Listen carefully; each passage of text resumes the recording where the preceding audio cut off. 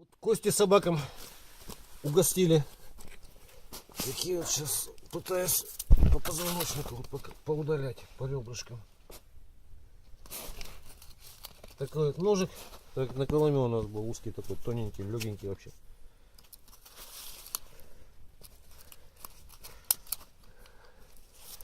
В общем, сейчас строго не судите. Я этим часто не занимаюсь, как бы. Ну да, тут просто надо ломать, а потом вот это подрезать и все дела, блин. Ну то есть следующая должна полегче пойти.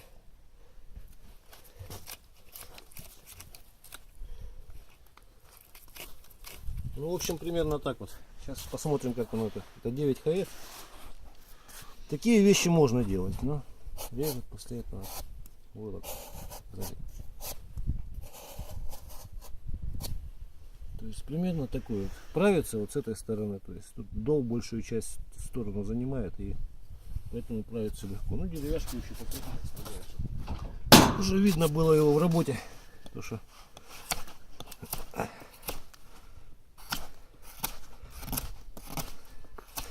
это не твердая деревяшка. Ну, это что-то можно вот свежее построгать. Сверление.